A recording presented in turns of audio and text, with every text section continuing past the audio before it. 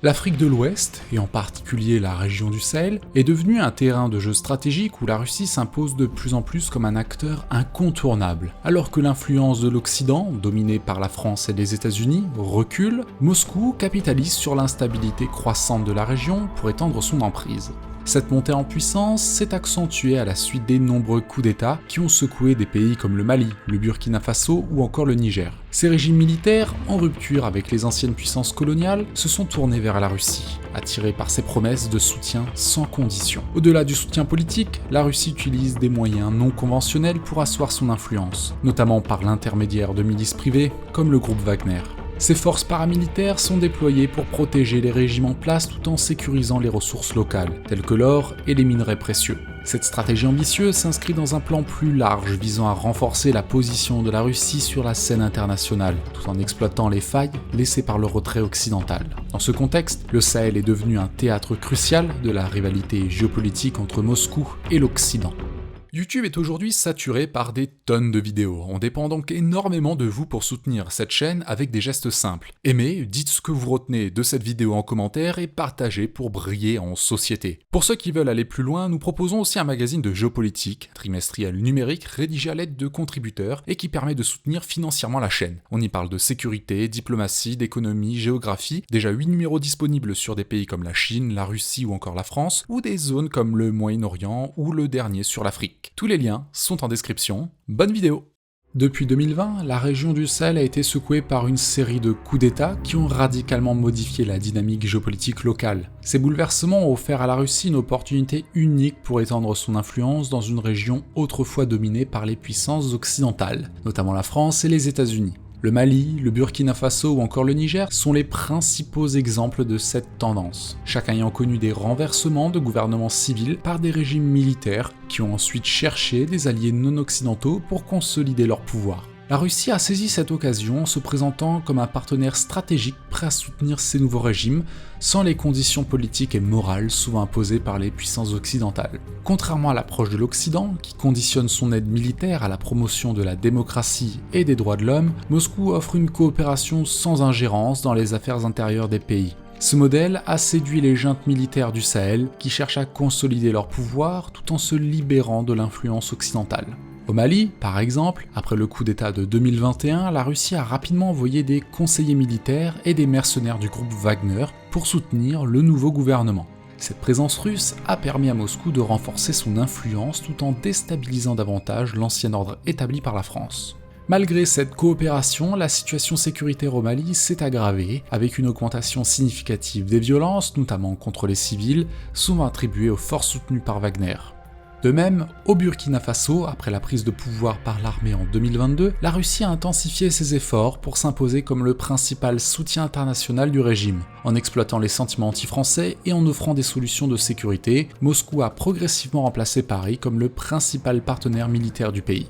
Cette influence croissante s'accompagne d'une présence accrue de Wagner qui joue un rôle clé dans les opérations contre-insurrectionnelles, bien que leur efficacité soit contestée au regard de la violence persistante dans le pays. L'influence russe au Sahel va au-delà du simple soutien militaire. Elle s'étend également à la diplomatie et à l'information, avec des campagnes de désinformation visant à discréditer des anciennes puissances coloniales tout en renforçant l'image de la Russie comme une alternative viable. Cette stratégie a non seulement consolidé les régimes en place, mais a également facilité l'accès de la Russie aux ressources naturelles de la région, un autre pilier de sa politique étrangère. Les coups d'État au Sahel ont permis à la Russie d'élargir son influence dans une région autrefois sous contrôle de l'Occident, en s'alliant avec des régimes militaires. Moscou redéfinit la carte géopolitique du Sahel au détriment des anciennes puissances. Le groupe Wagner, une force paramilitaire privée liée à la Russie, a vu son rôle en Afrique être examiné à la suite de la mort de son leader, Evgeny Prigojine, dans un crash d'avion en août 2023. Prigojine, figure centrale de Wagner, a longtemps été le visage public de cette organisation, en particulier lors de ses opérations en Ukraine et en Afrique. Sa mort a soulevé des questions sur l'avenir de Wagner et sur son implication continue en Afrique, notamment dans des pays comme le Mali, le Burkina Faso et la République centrafricaine. Après la mort de Prigojine, beaucoup craignaient que Wagner perde de son influence ou que ses opérations en Afrique soient désorganisées. Cependant, les activités de Wagner au Sahel ont montré une résilience surprenante. Peu de temps après l'accident, le Kremlin a réaffirmé son contrôle sur les actifs de Wagner, réorganisant des opérations sous un commandement plus directement lié au ministère russe de la Défense. Cette transition a permis de maintenir la continuité des opérations tout en s'assurant que Wagner continue de servir les intérêts stratégiques de la Russie en Afrique. Dans le Sahel, Wagner continue de jouer un rôle crucial dans la stabilisation des régimes militaires au Mali et au Burkina Faso. Les mercenaires de Wagner sont toujours aussi actifs dans des opérations anti-insurrectionnelles et sécurisent des ressources stratégiques pour la Russie. La mort de Prigojine n'a donc pas provoqué de retrait ou de diminution notable des opérations Wagner sur le continent africain. Au contraire, elle a permis une intégration plus étroite de Wagner dans la machine militaire russe, ce qui pourrait renforcer encore davantage son efficacité opérationnelle et son alignement sur les objectifs stratégiques du Kremlin. Cependant, l'incident a également mis en lumière les risques associés à l'utilisation de la force paramilitaire privée pour la politique étrangère russe. La disparition de Prigojine a laissé un vide de leadership qui pourrait, à terme, affecter la cohésion et la motivation des mercenaires. De plus, le contrôle plus direct du Kremlin pourrait réduire la flexibilité qui faisait la force de Wagner en tant qu'acteur non étatique. Les opérations en Afrique pourraient devenir plus rigides, perdant l'aspect informel qui permettait à Wagner de s'intégrer facilement dans des environnements complexes et instables. Le groupe reste un outil essentiel pour Moscou dans sa quête d'influence en Afrique, même si la nature de son commandement et de ses opérations évolue sous l'œil plus vigilant du Kremlin. La stratégie russe au Sahel ne se limite pas à l'influence militaire et politique, elle englobe également une dimension économique cruciale. La Russie cherche à sécuriser l'accès aux ressources naturelles abondantes dans cette région, notamment les minerais tels que l'or, le diamant et l'uranium. Ce contrôle des ressources est un élément clé de la politique étrangère russe, particulièrement dans un contexte où Moscou fait face à des sanctions internationales qui limitent son accès aux marchés mondiaux. Au Mali, au Burkina Faso et plus largement dans le Sahel, la présence russe s'articule autour de partenariats avec les régimes militaires en place. Ces partenariats se concrétisent par l'octroi de concessions minières à des entreprises russes en échange du soutien militaire et de sécurité fourni par des milices comme Wagner. Par exemple au Mali, les entreprises russes ont obtenu des droits exclusifs sur certaines des mines d'or les plus productives du pays. L'exploitation des ressources naturelles par la Russie ne se limite pas à une simple extraction. Elle s'inscrit dans une stratégie plus large visant à affaiblir l'influence occidentale en Afrique et établir de nouvelles routes commerciales. Par exemple, les ressources extraites sont souvent acheminées vers des ports en Libye, où elles peuvent être exportées vers d'autres marchés, y compris en Europe, sous des couvertures légales. Cette stratégie permet à la Russie de contourner les sanctions tout en générant des revenus importants qui alimentent son économie et son effort de guerre en Ukraine. En outre, la Russie utilise son contrôle des ressources pour renforcer sa position diplomatique, en offrant des avantages économiques au régime en place. Moscou s'assure leur fidélité et leur soutien dans des forums internationaux. Cette dynamique est particulièrement visible dans des pays comme la République centrafricaine, où la Russie a non seulement sécurisé des concessions minières, mais également installé des bases militaires pour protéger ses actifs. Ce modèle est en cours de réplication au Sahel, où la stabilité des régimes pro-russes est directement liée à la sécurisation des ressources.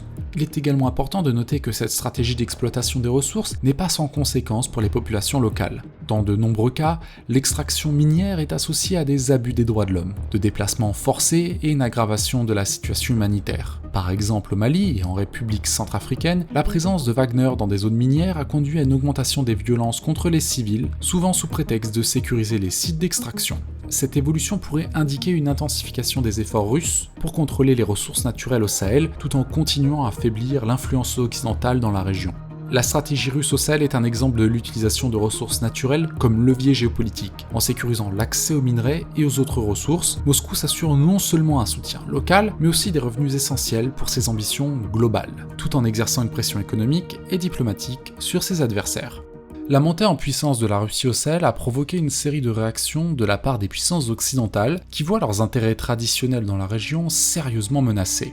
Depuis des décennies, la France, en particulier, a exercé une influence dominante sur ses anciennes colonies en Afrique de l'Ouest et du Centre, principalement à travers des accords de défense, des opérations militaires et une présence économique soutenue. Cependant, l'arrivée de la Russie, avec sa stratégie de coopération militaire sans condition, a bouleversé cet équilibre délicat. L'une des principales conséquences de l'influence croissante de la Russie au Sahel est le retrait progressif des forces occidentales. Ce phénomène a commencé avec le départ des troupes françaises du Mali en 2022, cette tendance s'est poursuivie avec l'expulsion des forces françaises du Burkina Faso et du Niger. Face à cette situation, les puissances occidentales ont adopté une double approche. D'une part, elles ont cherché à maintenir une pression diplomatique et économique sur les régimes pro-russes en Afrique, en insistant sur le respect des droits de l'homme et la nécessité d'un retour à des gouvernements civils. D'autre part, elles ont tenté de réorienter leurs efforts vers d'autres régions africaines, moins influencées par Moscou, en renforçant les partenariats avec des pays comme le Sénégal et le Tchad. Toutefois, cette stratégie s'est révélée en grande partie inefficace. Les régimes soutenus par la Russie ont résisté aux pressions internationales grâce au soutien militaire et diplomatique de Moscou. De plus, l'absence de conditions strictes dans les accords russes contraste fortement avec les exigences occidentales, rendant l'option russe plus attrayante pour les régimes cherchant à consolider leur pouvoir sans ingérence externe. L'avenir de la région du Sahel semble désormais incertain. Par ailleurs, l'isolement croissant de ces régimes pourrait aggraver les tensions régionales, notamment avec les pays voisins encore alliés à l'Occident. Enfin, cette situation pourrait également exacerber les divisions internes dans les pays du Sahel, entre une élite militaire soutenue par la Russie et des populations locales de plus en plus marginalisées et confrontées à une crise humanitaire croissante. La réaction occidentale à l'influence croissante de la Russie au Sahel illustre les défis d'une nouvelle guerre froide en Afrique, où les enjeux géopolitiques, économiques et sécuritaires se mêlent dans une lutte pour le contrôle d'une région stratégique. La stratégie russe au Sahel a redéfini l'équilibre géopolitique de la région, marquant un recul significatif de l'influence occidentale au profit de Moscou. En s'appuyant sur des alliances militaires, le contrôle des ressources naturelles et l'utilisation de mercenaires comme le groupe Wagner, la Russie a consolidé son emprise sur des pays clés. Cette dynamique met en lumière les limites de la réponse occidentale, incapable de contrer efficacement l'approche sans condition de la Russie. Le Sahel se retrouve ainsi au cœur d'une nouvelle guerre d'influence, où les enjeux économiques et sécuritaires se mêlent aux ambitions géopolitiques des grandes puissances. On attend vos retours en commentaire, n'oubliez pas les gestes simples qui font la différence sur YouTube, aimez et partagez cette vidéo pour briller en société. Et pour ceux qui veulent aller plus loin, nous proposons un magazine de géopolitique, un trimestriel numérique, rédigé à l'aide de contributeurs et qui permet de soutenir financièrement la chaîne. On y parle de sécurité, diplomatie, d'économie, géographie, déjà 8 numéros disponibles sur des pays comme la Chine, la Russie et la France, ou des zones comme le Moyen-Orient ou le dernier sur l'Afrique. Merci de votre fidélité et à la prochaine.